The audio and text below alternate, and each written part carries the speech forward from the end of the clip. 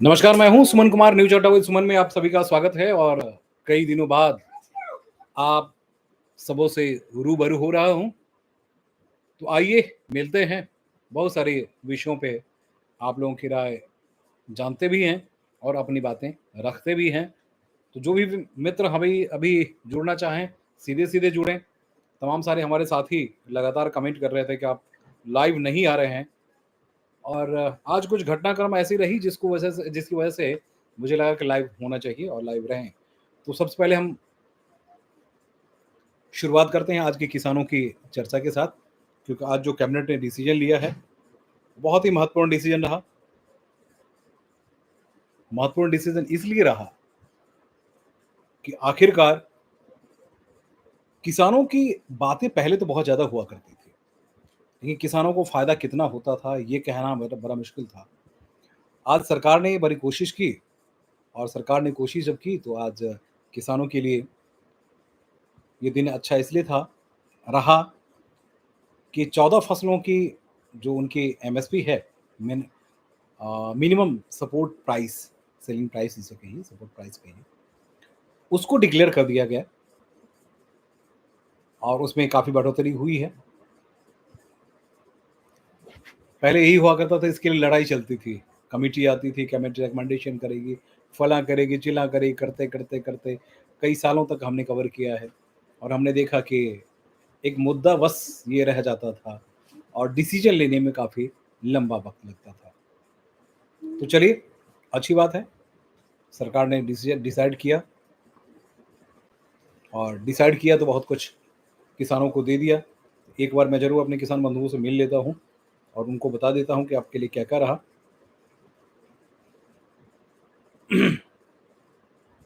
किसान credit card के माध्यम से 3 लाख तक के अल्पकालिक ऋण 7% की सब्सिडी वाली ब्याज दर पर उपलब्ध होंगे। एक बड़ा मसला है, जो गाँव में रहते हैं उन्हें पता है कि केसीसी क्या है। केसीसी में वैसे बड़ा घोटाला हो चुका है, लेकिन इस वक्त एक बात ज़रूर है कि केसीसी से बहुत सारे किसानों के साथ-साथ उनके परिवार वालों को भी फ़ायदा मिला है ना? तो चलिए, तकरीबन 1.5% के आसपास जो है और ज़्यादा उनको रियायत मिलेगी। समय पर ऋण चुकाने वाले किसान को 3% तक शीघ्र भुगतान प्रोत्साहन पीआरआई के रूप में प्रोत्साहित किया जाएगा। योजना की संरचना या अन्य घटकों में कोई बदलाव नहीं की जाएगी, यानी योजना एज इट इज़ बनी रहेगी, उसमें कुछ ज़्यादा खास नहीं रहेगा।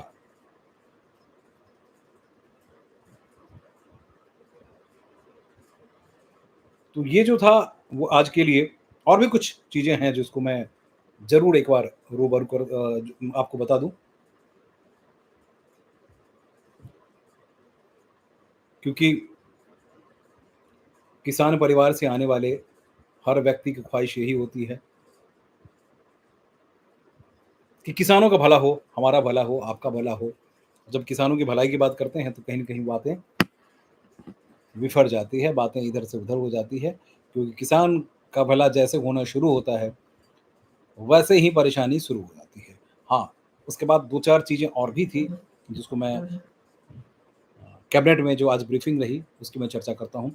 4 लेन बेडवेल नेल्लौर कॉरिडोर, उसको भी अप्रूवल दे दिया गया है। आंध्र प्रदेश वाला जो ये प्रोजेक्ट था, इससे आंध्र प्रदेश के विकास में बड़ा फ़ायदा होगा।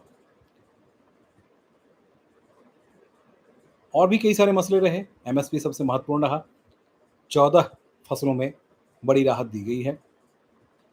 ऑल पार्टी मीटिंग जो बात रही, उसमें तो हर जगह देखने को मिल ही रही है।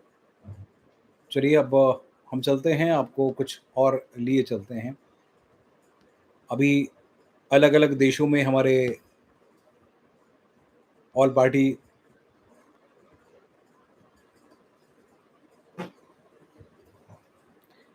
अलग-अलग दलों के जो सांसद हैं वो जा रहे हैं विदेशों में, और सबसे ज़्यादा चर्चा में हैं, तो वो हैं ओवैसी साहब और शशि थरूर, जिसे अब तक घोर विरोधी माना गया था।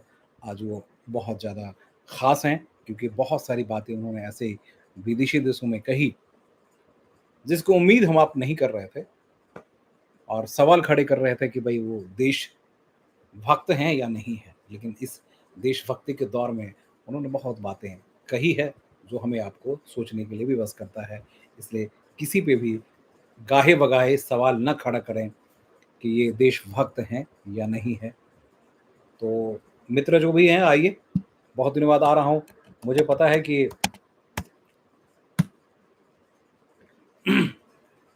तमाम सारे साथी अभी तक जुड़ नहीं पा रहे हैं क्योंकि उन्हें जानकारी नहीं थी, ना ही मैंने नोटिफ़िकेशन दिया था कि हम आएँगे, जुड़ेंगे। लेकिन मुझे लगा कि पिछले कुछ दिनों से कम से कम रात में एक बार तो 10 मिनट के लिए भी हम जुड़ जाएँ। नमस्ते सोनम जी। दिल्ली देश की राजधानी है। पूरे घटनाक्रम में हम देखते हैं तो देश की राजधानी में बहुत सारी चीज़ें ऐसी हो रही है। ऑपरेशन सिंदूर के बाद जो सिचुएशन है, जो माहौल है, बहुत तेज़ी से बदल रहा है। पद्म भूषण, पद्मश्री और पद्म विभूषण से भी सम्मानित करने की जो प्रक्रिया है वो काफ़ी तेज़ हो गई और बड़े-बड़े देश के जो अपने-अपने क्षेत्र में विशेषज्ञ रहे उन सबों को मौका मिला है। तो तमाम सारी चीज़ें जो केंद्र से प्रायोजित है, वो सारी चीज़ें अपनी जगह चल रही है।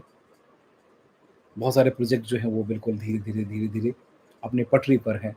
रेल मंत्रालय बहुत ज़्यादा खुश है क्योंकि उनके कई सारे प्रोजेक्ट जो लंबे समय से रुके हुए थे, वो काम भी शुरू हो गए हैं। अब हम चलते हैं दिल्ली सरकार में। सोनम जी, आपको नमस्कार है, उसके बाद जो भी मित्र अब जगे हुए हैं, तो आ जाइए। हम लोग आज चर्चा फिर करेंगे दिल्ली सरकार से जुड़ी हुई बातों की। चर्चा इसलिए करेंगे कि आज कुछ बात ऐसी है ना? कुछ बात ऐसी है जो मुझे लगता है कि आप लोगों से बैठ के एक बार चर्चा कर लेनी चाहिए। तो जो भी हमारे सिविल डिफेंस से जुड़े हुए मित्र हैं, बस मार्शल से जुड़े हुए जो मित्र हैं, वो हमारे लगातार रेगुलर लिसनर भी, श्रोता भी हैं, भाई-बंधु भी हैं और तमाम उन सभी साथियों से रिक्वेस्ट है कि आप ज़रूर एक बार आइए, जुड़िए और आज हम चर्चा करेंगे क्योंकि आज आज से फिर आप लोग गए थे मिलने के लिए सीएम से, आखिर क्या रहा, क्या हुआ और क्या बात हुई? क्या सरकार ने फिर से आपको ठहरने के लिए कहा?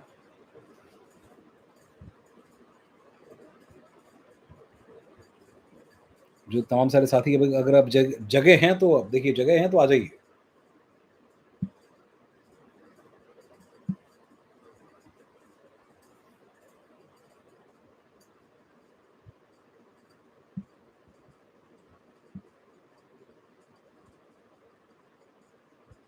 जगह हैं तो आ जाइए।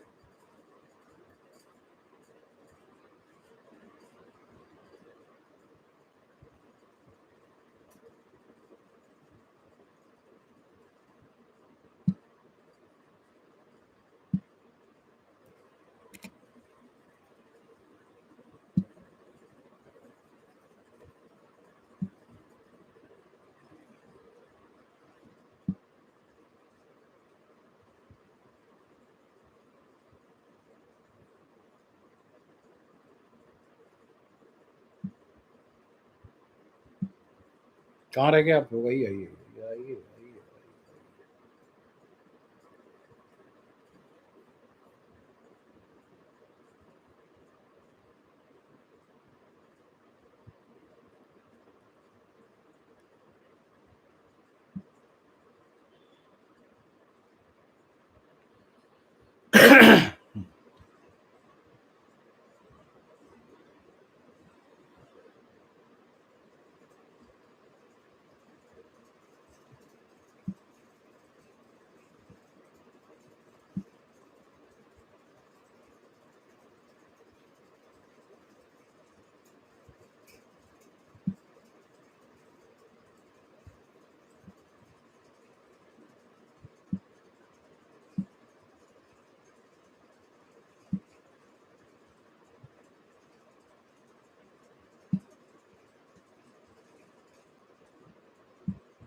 यस। अंकित जी आ गए? आइए। राम-राम, आप सबों को राम-राम। वही सारी बातें हो रही थी कि हम तमाम सारे जो हमारे साथी हैं वो कहाँ हैं और आएँ, जुड़ें। आज क्या ख़ास रहा दिल्ली सरकार को लेकर, नई दिल्ली सरकार में? हमारे तमाम बंधुओं को हमसे ये ख़्वाहिश रहती है, हमसे उम्मीद रहती है कि हम आपसे जुड़ी हुई बातें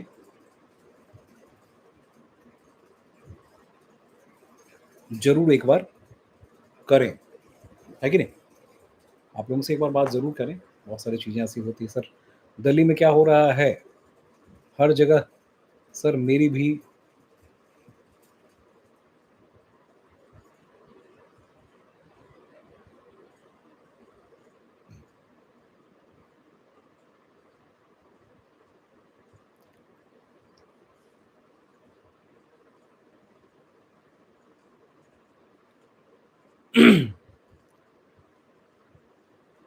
अंकित शायद आप सरोजनी नगर मार्केट की बात कर रहे हैं क्या? आप लिख के भेजिए, मैं बताता हूँ। देखिए, दिल्ली में अभी बहुत कुछ बड़े बदलाव की गुंजाइश है और बड़े बदलाव की कहानी रची जा रही है। लेकिन जो सबसे बड़े बदलाव की बात हो रही है, कहानी रची जा रही है या उसके पीछे की बड़ी वजहें हैं, उनको ढूँढने की कोशिश करें उससे पहले गरीबों के ऊपर ध्यान देने की ज़रूरत है। और हमने देखा कि दिल्ली सरकार जब हवा में चल रही थी, यानी पिछले सत्ता में, पिछले सत्ता की बात कर रहा था।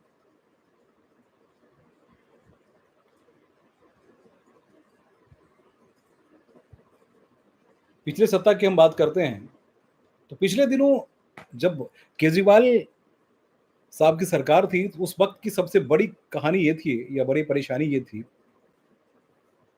बिल्कुल, बिल्कुल इस पे बात हम चर्चा कर रहे हैं रिकी जी।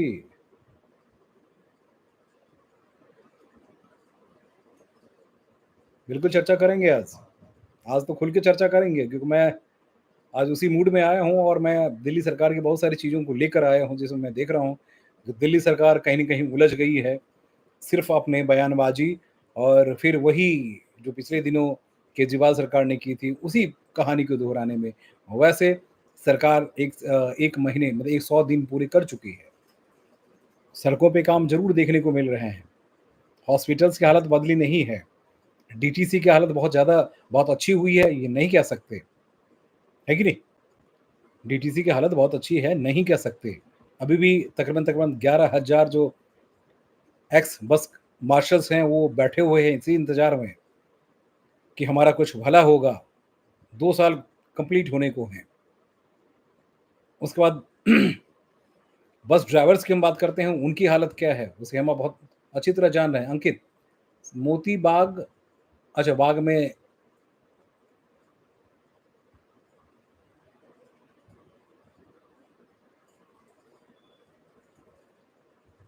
अंकित अभी एक सुप्रीम कोर्ट का गाइडलाइंस था, शायद उसी के हिसाब से ये लोग अपनी कार्रवाई तेज़ कर चुके हैं। और मैं एक चीज़ और आपको बता दूँ कि इसकी बड़ी वजह बिल्कुल, बिल्कुल। मोतीबाग या एसएन मार्केट के आसपास का हिस्सा जो है, उसे भी एन्क्रोचमेंट से खाली करवाया गया है। दिल्ली के और भी कई ऐसे हिस्से हैं, जहाँ डीडीए का डेमोलिशन ड्राइव चल रहा है। देखिए डीडीए का डेमोलिशन ड्राइव हो, एमसीडी का डेमोलिशन ड्राइव हो, उसमें कई ऑफ़िसर से आज ही चर्चा हो रही थी, खासकर एमसीडी के कमिश्नर से चर्चा हो रही थी। तो उन्होंने कहा कि कुछ ऐसी जगह भी हैं, ऐसी जगह हैं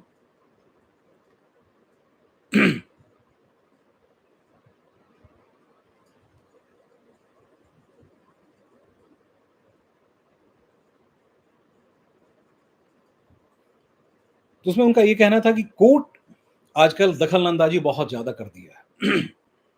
और कुकुरमुत्ते की तरह शिकायत करने वाले जो हैं बहुत ज़्यादा बढ़ गए हैं और शिकायत करने वाले कौन हैं मैं बताता हूँ आपको, वो दलाल हैं। दलाल किस्म के लोग हैं, जो कहीं कोई कंस्ट्रक्शन होता है तो वहाँ पहुँचते हैं और वहाँ जाके दलाली करना शुरू करते हैं।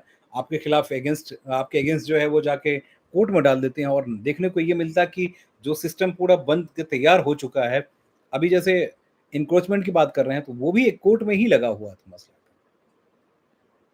आज एक बड़ी कार्रवाई हुई है छतरपुर के आसपास, उसमें भी यही कुछ देखने को मिला। कि ऐसे दलालों की एक बड़ी फ़ौज खड़ी हो गई है जो करोड़ों रुपए लोगों को डरा-धमका के वसूली करते हैं। करोड़ों रुपए व की वसूली करते हैं।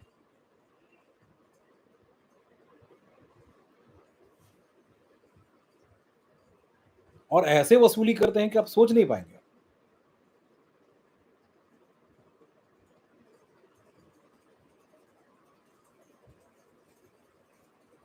बहुत बुरी तरह से। और दिल्ली में इस तरह के लोगों के खिलाफ जब तक कार्रवाई नहीं होती ना, आज मुझे पता चला कि एक रिटायर्ड अपने आप को सैन्यकर्मी बताता है और साउथ दिल्ली में कई जगहों पे जाकर लोगों का फ़ोटो खींचने के बाद जो है वो कोर्ट चला जाता है और कोर्ट में जाके फिर उसे वसूली करता है। जबकि एक बंदा के खिलाफ ऑलरेडी सीबीआई इंक्वायरी चल रही है। आज मैंने फाइल देखी है। वही साउथ दिल्ली के जो डीसी हैं उन्हीं के ऑफिस में मैंने देखी। तो वही एनक्रोचमेंट वाली भी कहानी है। एनक्रोचमेंट में भी देखिए लोकल कोर्ट भी इसमें इन्वॉल्व है, हाई कोर्ट भी इन्वॉल्व है, सुप्रीम कोर्ट की बात तो है ही। जैसे अंकित जो बात आप कह रहे हैं कि वाक़ई में 40 साल से आप उन्हें पेमेंट कर रहे थे। अचानक डायरेक्शन दिया गया और कहा गया कि इसे खाली करिए और रिपोर्ट भी 1 सप्ताह के अंदर ही कीजिए। तो काफ़ी गरीब लोग परेशान हो रहे हैं। रिक्की आप कह रहे हैं झूठे वादे हैं, उन्होंने वादे किए थे। अभी तक तो बिल्कुल सही लग रहा है, मैं आपके बिल्कुल बातों से इत्तेफ़ाक रखता हूँ। ज्योति आज आप लोगों की जो मीटिंग हुई थी, इसमें से जो भी बस मास्टर्स हैं, ज़रा उस पे लिखें। तो आज जो मीटिंग हुई थी उसमें आज उन्होंने क्या कहा था?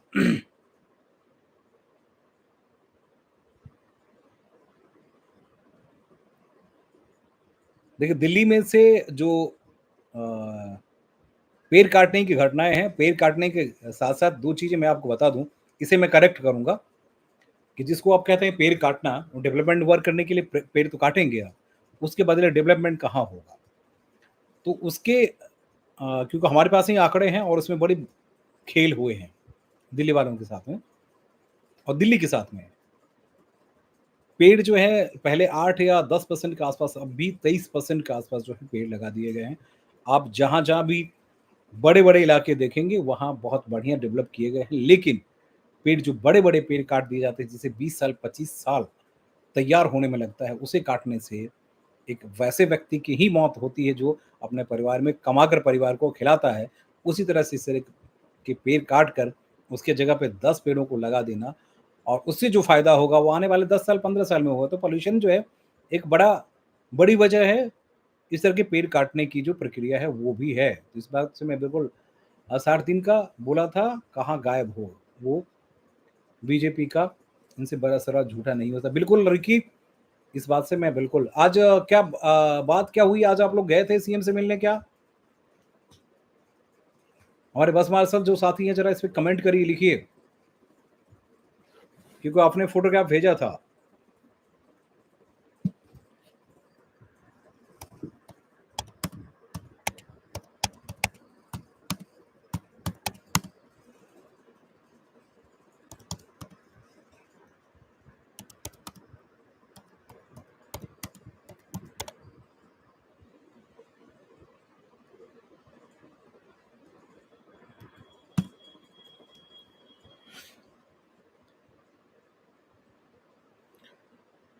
क्योंकि मेरे पास जो इन्फॉर्मेशन है उसके मुताबिक सीएम ने कहा कि आप लोग धैर्य रखिए। ये सवाल आज क्योंकि सीएम जब आज मीडिया वालों से काफ़ी मिले और उन्होंने कहा कि 100 दिन में हमने जो काम किए हैं, उसके बारे में ज़रूर बताइए।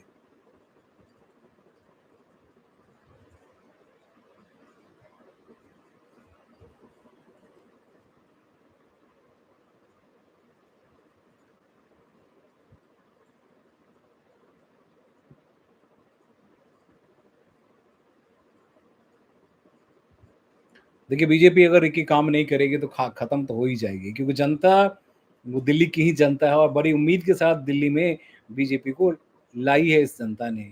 और जनता के साथ वायदा कर, देखिए वायदा की बात करते हैं तो वायदे आम आदमी पार्टी ने भी की थी, बहुत सारे काम उसने भी किया, ऐसा नहीं कि बिल्कुल नहीं किया। लेकिन कहाँ आकर उन्हें बार-बार यही लगता था कि भैया हमने जो वादा किया, हमने पानी दिया, हमने बिजली दिया, हमने सब कुछ फ्री दे दिया। तो सब कुछ फ्री में जनता को नहीं चाहिए, ये देखने को मिले। जनता का आत्मसम्मान भी है, जनता के आस-पास की गलियाँ जो हैं, उनकी सफाई भी होनी चाहिए, नाले की सफाई होनी चाहिए। सड़कों की सफाई होनी चाहिए, सड़कें बने, हॉस्पिटल की हालत बेहतर होनी चाहिए, ट्रांसपोर्टेशन की हालत बेहतर होनी चाहिए। ट्रांसपोर्टेशन पे अभी बहुत ज़्यादा फ़ोकस करने की ज़रूरत है। पॉल्यूशन की बात हो रही है तो मंत्री जी सिर्फ़ प्रेस कॉन्फ्रेंस कर रहे हैं।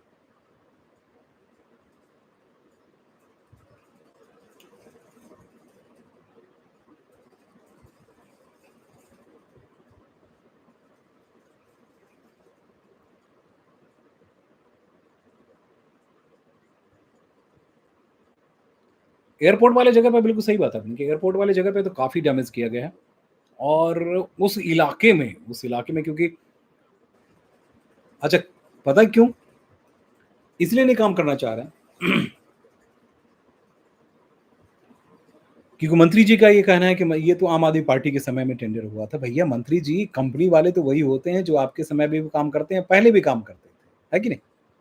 राजीव जी नाम है ना? वो पहले भी काम कर रहे थे, आज भी काम करते हैं। कंपनी वाले को जो काम देंगे वो करेंगे। पहले तो कहा जाता कि जब 10 साल रहे हैं आम आदमी पार्टी वाले, उन्हीं के टेंडर थे। लेकिन पिछले ढाई साल से तो कुछ ऐसा नहीं हुआ क्योंकि एलजी साहब और चीफ सेक्रेटरी और उनकी जो पूरी टीम थी, उन्होंने काम किया है और उसके मुताबिक ही सब कुछ हुआ है। तो मंत्री जी इस तरह के काम अगर रोकेंगे आप, तो फिर दिल्ली का भला नहीं हो पाएगा। और मुझे तो लगता है कि थोड़े-से सावधान ही रहिएगा क्योंकि ऊपर भी बाज़ की नज़र पड़ी हुई है, वहाँ से भी काम होना है और जिस तरह से सभी मंत्रियों की रिपोर्ट जाती रही है पहले, उसी तरह से अभी भी जितने मंत्री हैं, उन सभी की रिपोर्ट जो है एमएचए और डीओपीटी जाती है। इसलिए बड़ी मुस्तैदी के साथ काम कीजिए, दौरा जो करना है करते रहिए, आमजन की जो सुविधाओं के लिए काम करने हैं, वो भी कीजिए, सिर्फ़ दौरा मत कीजिए। फाइलें 250-250 200 फाइलें पड़ी हुई है, मंत्री साइन नहीं करते, उसमें डायरेक्शन नहीं देते हैं, सेक्रेटरी को समझ नहीं आती है, जो कंसर्निंग डिपार्टमेंट के सेक्रेटरी हैं, वो उनसे उनका तालमेल नहीं है, तो दिल्ली का नुकसान ही तो हो रहा है कि नहीं?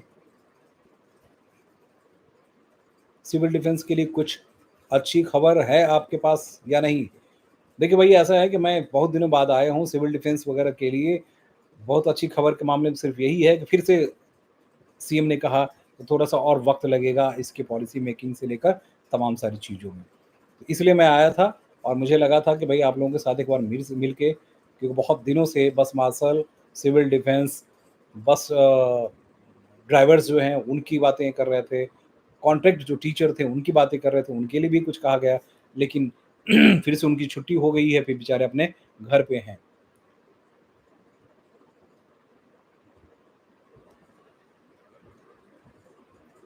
देखिए, ये हमेशा से बोलते तो हैं, हमेशा से बोलने में कि थोड़ा-सा भरोसा मुझे इसलिए भी करना पड़ रहा है, 100 दिन हो चुके हैं। एक बात आज जैसे मैंने दोहराया कि मैम 100 दिन तो पूरे हो चुके हैं, अब कितना दिन चाहिए? तो उनका ये कहना था कि 100 दिन पूरे हुए हैं, ल अभी भी हमें हमारे पास ऑफ़िसर्स की कमी है, अभी ऑफ़िसर के डिप्लॉयमेंट होने हैं, तो तमाम सारे एस्पेक्ट्स जो हैं, जिस पे अभी फ़ोकस करने हैं। तो मुझे लगता है कि पहले बातचीत करनी चाहिए, थोड़ा वक़्त भी दिया जाना चाहिए, लेकिन इस बीच में कंपनसेशन के तौर पे पहले 1700-1800 लोगों की उन्होंने रिक्रूट नहीं टेम्परेरी जो किए थे, उसी तरह से कुछ और कर देते कि भैया तब तक और भी कुछ लोग जो हैं वो पॉल्यूशन में या गर्मी में या कुछ न किसी बहाने अलग अलग हॉस्पिटल्स में भी नहीं बिल्कुल आपकी बात से बिल्कुल मैं इत्तेफाक रखता हूँ भाई आपकी बात से सहमत हूँ कि वाकई में एक एक दिन एक एक पल काटना दिल्ली जैसे शहर के लिए मुश्किल है। यहाँ साँस लेने के लिए भी पैसे देने पड़ते हैं। जिनके अपने घर हैं, उनको भी पैसे देने पड़ते हैं। खाने के लिए कहाँ से लाएँगे अन्न? राशन कार्ड भी सालों से नहीं बने हैं। अब ये सरकार आई तो उम्मीद ये है कि राशन कार्ड की संख्या बढ़ेगी लगभग 1 डेढ़ लाख 1 डेढ़ लाख और राशन कार्ड बना दिया जाए ताकि ये इन गरीब लोगों को राशन की सुविधा तो मिले। तो इसलिए हम आपकी बात से बिल्कुल इत्तेफ़ाक रख रहे हैं और बहुत भरोसे की बात आप कह रहे हैं कि भैया एक-एक दिन काटना मुश्किल हो रहा है। कुछ लोग तो ज़ोमैटो में जाके नौकरी करने लगे, कुछ लोग ऐसे हैं जो किसी और में नौकरी करने लगे, लेकिन उस नौकरी से जीवन यापन 20-25 हज़ार सरकारी व्यवस्था और अचानक सब कुछ गायब कर दें, तो धोखा दिया है हम लोगों को आशीष सिंह बिल्कुल सही कह रहे हैं। अभी फ़िलहाल तो धोखा ही कह सकते हैं, है कि नहीं? अभी तो फ़िलहाल धोखा ही कह सकते हैं, लेकिन आज जब सीएम से हमारी चर्चा हुई तो हमने उनसे पूछा कि अब इसमें क्या कहा जाए, क्या कैसे कहा जाए? तो उन्होंने कहा कि अ, ये बात हमारी नज़र में है और तमाम सारे साथी हमसे मिल रहे हैं और हम उनको आश्वस्त भी कर रहे हैं। तो इसमें टेक्निकल कुछ चीज़ें हैं जिसको लेकर के अभी तक कोई पूरी रणनीति नहीं बन पाई है, इसलिए आज भी उनको उनसे आप लोगों से काफ़ी लोग मिले थे, तो आप लोगों ने जब रिक्वेस्ट की तो उन्होंने यही बात कही कि थोड़ा-सा और मुझे वक़्त लगेगा, उसके बाद हम करेंगे। और आज मैंने अपने चैनल पे आप लोगों की फिर से वही बात दोहराई कि फिर से आंदोलन की क्या रणनीति बनानी पड़ेगी, है कि नहीं? फिर से आंदोलन की रणनीति बनानी पड़ेगी।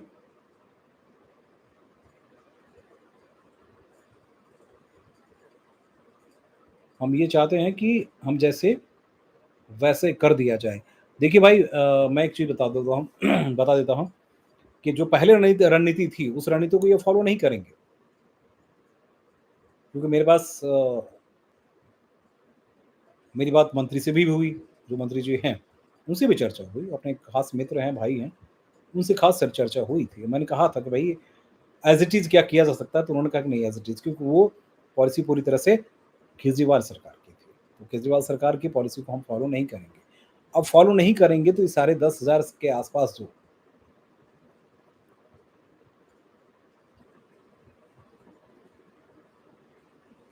देखिए राजीव जी वही मैं कह रहा था कि हर मंत्री ने, सीएम भी कह रही हैं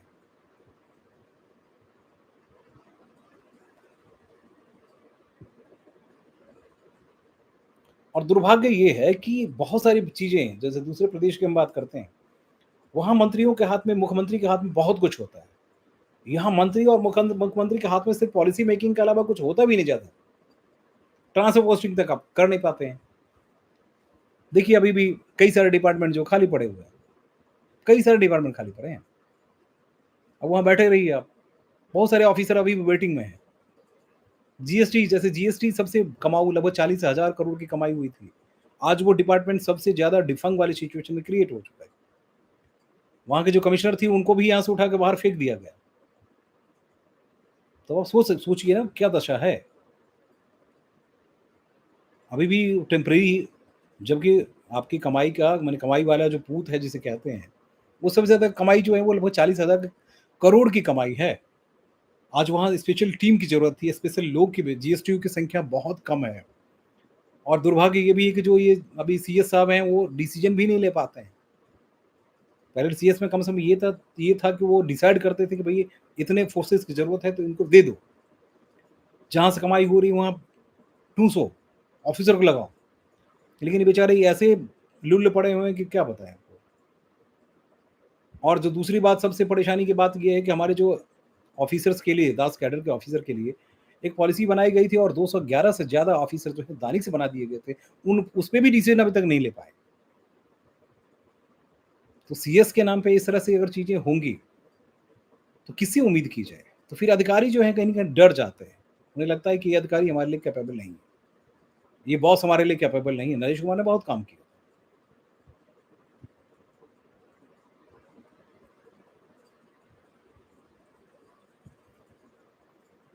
देखिए ट्रांसफ़र इसलिए उस डिपार्टमेंट में चाहिए कि वहाँ ऑफिसर्स की बेहद कमी है और जब तक जीएसटी में जैसे जीएसटीओ की संख्या, स्पेशल कमिश्नर की संख्या, असिस्टेंट कमिश्नर की संख्या, जॉइंट कमिश्नर की संख्या जब तक आप नहीं बढ़ाएँगे, तब तक रिस्पॉन्सिबिलिटी कौन लेगा? क्योंकि पैसे तो वहाँ तो ट्रांज़ैक्शन पैसे की है और दिल्ली जैसे शहर में 1 लाख करोड़ बहुत बड़ी बात नहीं होती है कमाई की। आप थोड़ा सिस्टमाइज़ कर दीजिए। मुझे याद है कि अवनीश कुमार जब स्पेशल कमिश्नर जीएसटी हुआ करते थे, तो उन्होंने हैदराबाद से एक सिस्टम अडॉप्ट किया और उसके बाद जो आपकी कमाई बढ़ी है, 30-31 हज़ार करोड़ से लगभग 40,000 करोड़ के आस-पास हम पहुँच गए। तो वो उस तरह के सिस्टम, उस तरह के अधिकारी, उस तरह के अधिकारियों की टीम बनाने की ज़रूरत है। नहीं, तो बेचारे जीएसटीओ में अकेले झेल रही थी, बीच में बहुत भ्रष्टाचार भयानक होना शुरू हुआ, 2-4 ऑफ़िसर आए थे और उन्होंने गंद मचा के रख दिया। तो मैं वही बता रहा हूँ कि वहाँ भी जहाँ कमाई का जो सोर्सेज़ है, वहाँ सबसे ज़्यादा, उसके बाद जो कमाई लगभग 5-6 हज़ार करोड़ की कमाई होती है आपको 6-7 हज़ार करोड़ कमाई होती है शराब से, जिस शराब के मामले में बेचारे पूरी सरकार चली गई। जी, आपकी बात सीएम मैम से हुई थी क्या? बोला सिविल डिफेंस हाँ, पवन जी मेरी आज बात हुई थी और आज मैंने उनसे पूछा कि इन लोगों के लिए क्या करते हैं? तो उन्होंने कहा कि थोड़ा-सा और समय लगेगा क्योंकि हमारे पास ऑफ़िसर हैं लेकिन उस तरीके से जो कंसर्निंग डिपार्टमेंट्स की बात हो तो वही बात हो रही थी। मैं उसको ऑनेस्टली नहीं बता सकता। सिर्फ़ ये बता सकता कि उन्होंने कहा कभी मैंने वही कहा कि आपने कहा था कि हम जल्दी इस पे डिसीज़न ले लेंगे। तो हेलो गीता जी, देखिए गीता जी हमारी हम उनके शुभेच्छु भी हैं और लगातार जब भी हम आते हैं तो वो ज़रूर हमारे साथ जुड़ जाती हैं। तो आ गई हैं, वो जग गई हैं और कहाँ नींद कहाँ आती है, नींद कहाँ उनकी आँखों में जो ढूँढ के मतवाले हैं, गत की तृषा और बढ़ती, जब पड़ते पग में छाले हैं। यहाँ बच्चों के खाने से लेकर, बुजुर्गों को दवाओं से लेकर, पानी के लिए, बस में चढ़ने के लिए, कपड़े पहनने के लिए, साँस तक लेने के लिए दिल्ली से शहर में बहुत कुछ खपाना पड़ता है, बहुत कुछ कमाना पड़ता है, बहुत कुछ गँवाना पड़ता है। बड़ी कमाई के लिए ही लोग दिल्ली से शहर में आते हैं, अदरवाइज़ पहाड़ों पे भी रह के ज़िंदगी जी लिया करते, लेकिन वहाँ भी नहीं जी सकते। दिल्ली तो आना ही पड़ता है, क्योंकि रोज़ी-रोटी का मसला है। आज सीएम से जब चर्चा हुई थी, सीएम साहिबा ने एक बात कही कि हमने उनसे वादा किया है, हम तो काम उनके लिए करेंगे। लेकिन उसमें हमें वक़्त में इसलिए लग रहा है कि जो जिस तरह से हम पॉलिसी बना रहे हैं, वो मैं बार-बार वही ज़िक्र कर रहा हूँ कि वो जो पहले की पॉलिसी रही है, उसको ये एडॉप्ट नहीं करेंगे। अब इनको अलग से पॉलिसी बनानी पड़ेगी। इसमें से कुछ साथी हमारे थे जो कह रहे थे कि हमारी फाइल एमएचए भेज दी गई है। अब एमएचए भेज दी गई, इसके बारे में मेरे पास कोई सबूत नहीं है, ना ही किसी तरह की इन्फॉर्मेशन हमने गैदर की है। तो उसमें इस तरह के इंडिकेशन मिले हैं। हो सकता है, क्योंकि कई सारी फाइलें ऐसी होती हैं जिसमें कि आपको सीधे-सीधे एलजी ऑफिस से उठाकर बाहर भेज दिया था। सिविल डिफेंस वालों के लिए भी वही कहानी, सिविल डिफेंस को इन्हें अभी क्योंकि कोर्ट के भी कुछ डायरेक्शंस आए हैं, जिसमें हम लोग चर्चा कर रहे थे, तो उन्होंने कहा कि हाँ, अलग-अलग डिस्ट्रिक्ट्स को दिया गया है, जिसमें पैसे जमा करने के लिए कहा गया है। तो उसका भी इंतज़ार हो रहा है और ये बात एक सीनियर ऑफिसर ने कही कि भई अब तो धीरे-धीरे कोर्ट से भी डायरेक्शन आने शुरू हो गए हैं। इसलिए थोड़े से आप लोगों ने इतना दिन पेशेंस रखा, मैं सिर्फ़ यही कह सकता हूँ कि पेशेंस बनाए रखिए। लेकिन संवेदना आपके प्रति है। मैं जानता हूँ कि एक दिन ये घर में अगर पैसे ना आए, तो बच्चे कैसे पढ़ते होंगे, खाते होंगे, रहते होंगे, बुज़ुर्ग माँ-बाप की दवा कहाँ से आती होगी। तमाम सारी चीज़ें ऐसी हैं, जो वाक़ई में हृदय विदारक वाली कहानी बता देती है। बहुत सारी चीज़ें ऐसी हैं, जो कहीं न कहीं दिल को झकझोर देती है कि आखिर इस प्रदेश में, देश की राजधानी में जहाँ हमारे प्रधानमंत्री रहते हैं, जहाँ हमारे गृह मंत्री, जहाँ हमारी व्यवस्थाएँ हैं, पार्लियामेंट है, सब कुछ है। आखिर इन गरीबों के लिए कुछ भी नहीं है क्या? 2 साल से सिर्फ़ पॉलिसी, पॉलिसी और पॉलिसी और सिर्फ़ पॉलिसी पे ही बात हो रही है। अब तो सरकारें बन गई हैं, अब तो कुछ कर दीजिए। एलजी साहब भी बहुत असहाय नज़र आते हैं, क्योंकि मुझे पता चला कि जब से सरकारें बनी है तो ट्रांसफर पोस्टिंग को लेकर भी मारामारी चल रही है, उसमें भी तालमेल की कमी है। अब हो भी लगे हैं तो कुछ ऐसे-ऐसे ऑफ़िसर आ रहे हैं जो बहुत बड़े भ्रष्टाचारी थे, वो भी सब घुसने लगे हैं।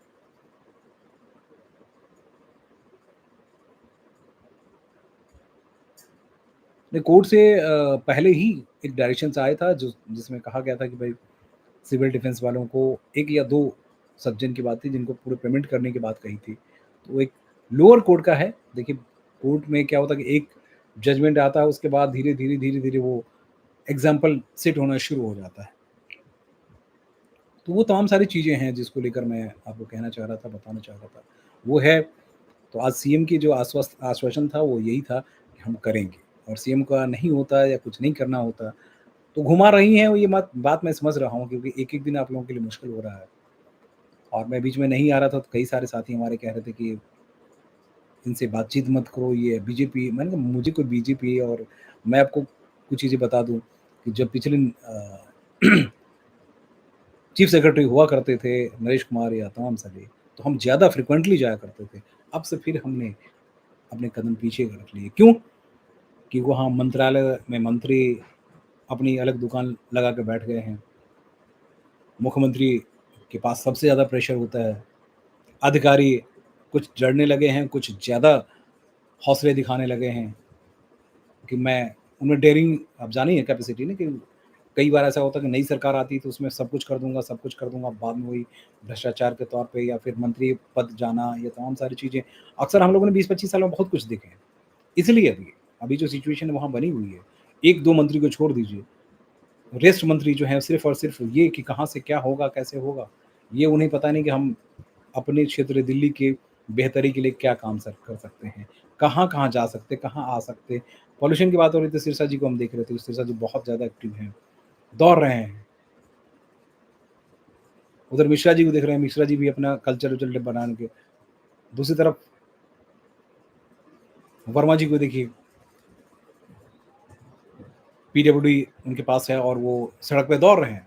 दुर्भाग्य क्या है? अरे सड़क पे इतने सड़क को अभी आप खोद दिए हैं, थोड़ी-सी बारिश होगी आपने जेईई को सस्पेंड कर दिया। अभी जेईई की गलती क्या है? इतने सालों से आप तो पॉलिसी तो बना नहीं पा रहे हो, सड़क तो खोद नहीं पा रहे थे। अब आप अभी कह रहे हो सब कुछ कर दो, कैसे संभव है क्या? तो ये सब चीज़ें होनी शुरू हो गई है, जो मुझे लगता है कि अभी सही वक़्त बीजेपी के लिए नहीं है। जब तक सभी मंत्रियों में तालमेल नहीं होगा, जब तक अधिकारियों के साथ उनकी ठीक से ट्यूनिंग नहीं होगी, तब तक बेहतर काम नहीं होगा और दिल्ली का विकास सिर्फ़ 1-2 अधिकारियों के भरोसे संभव नहीं है कि नहीं? आप लोग बताइए।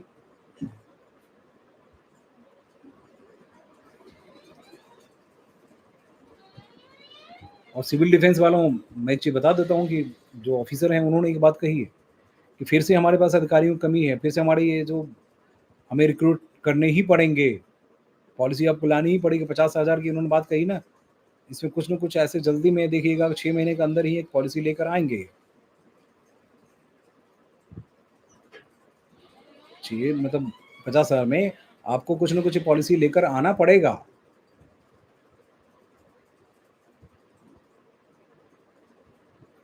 गुप्ता जी तो भई विजेंद्र गुप्ता की बात कर रहे हैं ना?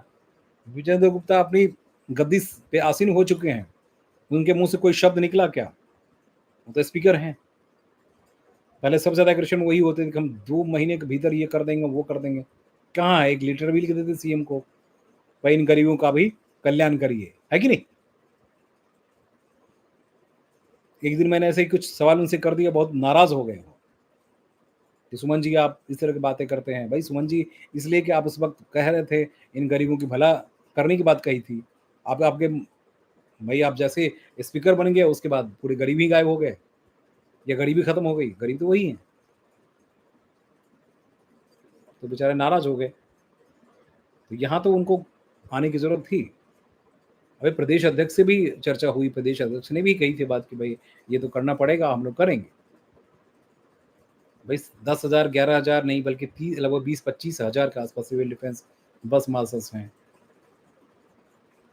अभी पता चला ये भी कि जो हॉस्पिटल्स में कर्मी थे, उनको भी हटा दिया गया है। मोहल्ला क्लिनिक अगर बंद किया जाता है तो हटाना पड़ेगा, उनको हटाएँगे आप। उसमें टेक्निकल स्टाफ थे। इनके हॉस्पिटल में टेक्निकल स्टाफ जो है पहले से कम है। तो तमाम सारी चीज़ें हैं जिसमें कि आपको तालमेल बिठाने की ज़रूरत है। मुझे लगता है दोस्त